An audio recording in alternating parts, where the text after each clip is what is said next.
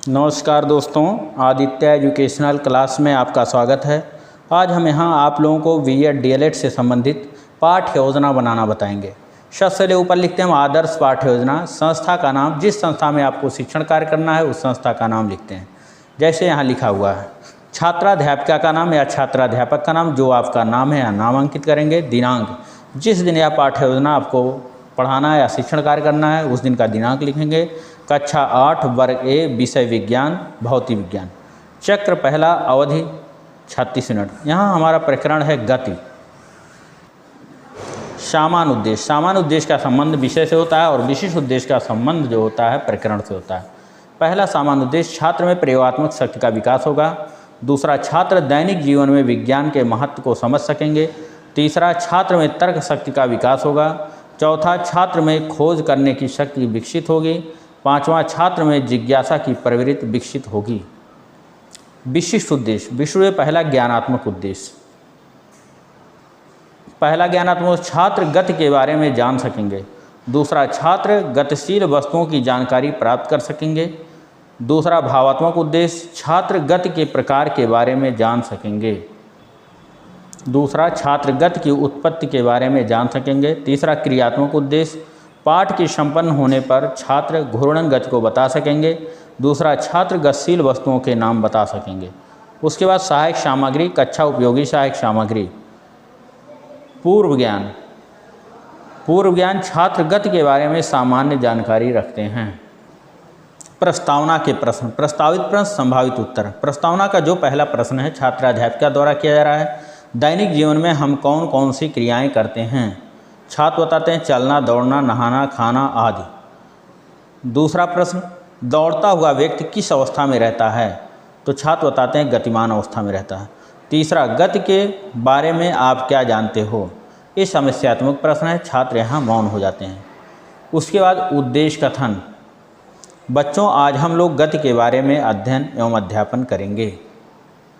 उसके बाद प्रस्तुतिकरण, प्रस्तुत पाठ को अध्ययन अध्यापन की सुविधा की दृष्टि से 2 सोपानों में बांटकर अध्ययन करेंगे। प्रथम सोपान, शिक्षण बिंदु सरल रेखीय गति। छात्राध्यापिका क्रिया, छात्र क्रिया, सहायक सामग्री। पहला प्रश्न छात्राध्यापिका द्वारा, कुछ गतिमान वस्तुओं के नाम बताओ। चलती हुई ट्रेन, दौड़ता हुआ आदमी आदि। दूसरा प्रश्न, चलती हुई ट्रेन में कौन कौन सी गति होती है? तो छात्र बताते हैं सरल रेखीय गति होती है। तीसरा, सरल रेखीय गति के बारे में आप क्या जानते हो? इस समस्यात्मक प्रश्न से छात्र यहाँ मौन हो जाते हैं या कुछ बताते हैं। उसके बाद छात्राध्यापिका कथन, जब कोई वस्तु एक स्थान से दूसरे स्थान पर जाती है तो उसे हम गति कहते हैं। जैसे चलती हुई ट्रेन, उड़ती हुई तितली, दौड़ता हुआ आदमी इत्यादि। गति के 4 प्रकार होते हैं, सरल रेखीय गति, दोलन गति, घूर्णन गति, वृत्तीय गति। जब कोई वस्तु एक सीधी रेखा में गति करती है तो उसे हम सरल रेखीय गति कहते हैं। जैसे सड़क पर चलती हुई कार। घूर्णन गति, छात्राध्यापिका क्रिया, छात्र क्रिया, सहायक सामग्री। पहला प्रश्न छात्राध्यापिका द्वारा, समय के साथ वस्तु की स्थिति में परिवर्तन क्या कहलाता है? तो छात्र बताते हैं गति कहलाता है। दूसरा प्रश्न, घूमता हुआ लट्टू किस गति का उदाहरण है? तो छात्र बताते हैं घूर्णन गति का उदाहरण है। तीसरा, घूर्णन गति किसे कहते हैं? छात्र यहाँ कुछ बताते हैं या मौन हो जाते हैं।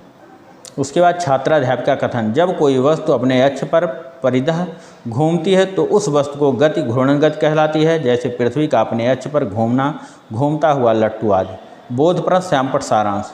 बोध प्रश्न पूछने का उद्देश्य होता है कि पढ़ाया हुआ पाठ छात्रों को कितना बोध हुआ, कितना नहीं हुआ, कितनी जानकारी हुई। यहाँ पहला बोध प्रश्न जो है, गति कितने प्रकार की होती है? तो छात्र बताते हैं गति 4 प्रकार की होती है। अब इसके उत्तरों को श्यामपट्ट पर अंकित कर दिया जाता है। दूसरा प्रश्न, चारों प्रकार की गति के नाम बताओ। सरल रेखीय गति, दोलन गति, वृत्तीय गति, घूर्णन गति। अब इसके भी उत्तरों को श्यामपट्ट पर अंकित कर दिया जाता है। कक्षा एवं निरीक्षण कार्य, छात्राध्यापिका छात्रों से श्यामपट्ट सारांश को अपनी अभ्यास पुस्तिका में लिखने के लिए कहेंगे और स्वयं कक्षा में घूम घूम कर कक्षा एवं निरीक्षण कार्य करेंगी। उसके बाद द्वितीय सोपान आता, शिक्षण बिंदु, छात्राध्यापिका क्रिया, छात्र क्रिया, सहायक सामग्री। शिक्षण बिंदु गति। पहला प्रश्न छात्राध्यापिका, बच्चों क्या आप सभी ने झूला झूला है? तो बच्चे कहते हैं हाँ। दूसरा प्रश्न, झूला झूलते हुए बालक में कौन सी गति होती है? तो छात्र बताते हैं दोलन गति होती है। तीसरा प्रश्न, दोलन गति किसे कहते हैं? इस समस्यात्मक प्रश्न है। छात्र यहाँ कुछ बताते हैं, मौन हो जाते हैं। उसके बाद छात्राध्यापिका कथन।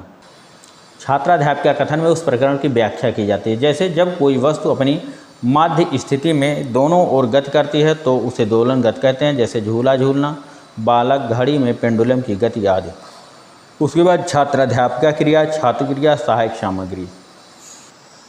पहला प्रश्न, एकांक समय में चली गई दूरी को क्या कहते हैं? चाल कहते हैं। दूसरा, मार्च पास्ट करते हुए सिपाही में कौन सी गति होती है? सरल रेखीय गति होती है। तीसरा, चाल का सूत्र बताइए। समस्यात्मक प्रश्न। छात्र यहाँ कुछ बताते हैं या मौन हो जाते हैं। छात्राध्यापिका कथन, एकांक समय में चली गई दूरी को चाल कहते हैं। चाल बराबर दूरी बटे समय, गति बराबर विस्थापन बटे समय, मात्रक बराबर गति की इकाई मीटर पर सेकेंड। उसके बाद बोध प्रश्न, श्यामपट्ट सारांश। बोध प्रश्न पूछे जाते हैं और इसके उत्तरों को श्यामपट्ट पर पूरे वाक्यों में अंकित कर दिया जाता है। पहला प्रश्न, बोध गति का मात्रक लिखें मीटर पर सेकेंड।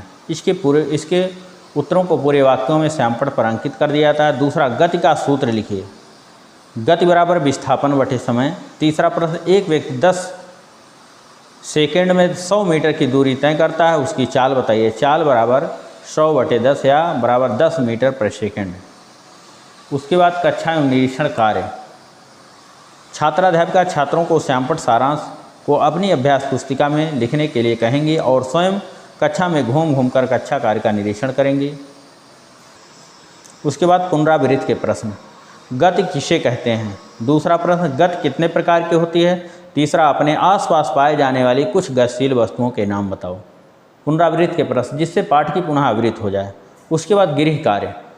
गृह कार्य घर से लाने को कहा जाता है कि घर से आप लोग लिख कर लाइएगा। जैसे पहला, चाल की परिभाषा तथा सूत्र लिखे। दूसरा प्रश्न, वृत्ति गति के उदाहरण सहित बताइए। उसके बाद जब छात्राध्यापिका शिक्षण कार्य करते हैं तो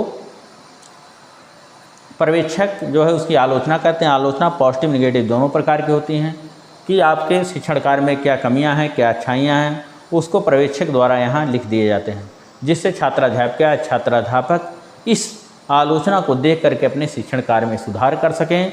उसके बाद पाठ योजना समाप्त हो जाती है। Thank you class. दोस्तों, यह वीडियो आपको अच्छा लगे तो इसको लाइक कीजिएगा, सब्सक्राइब कीजिएगा, अपने दोस्तों में शेयर अवश्य कीजिएगा। धन्यवाद।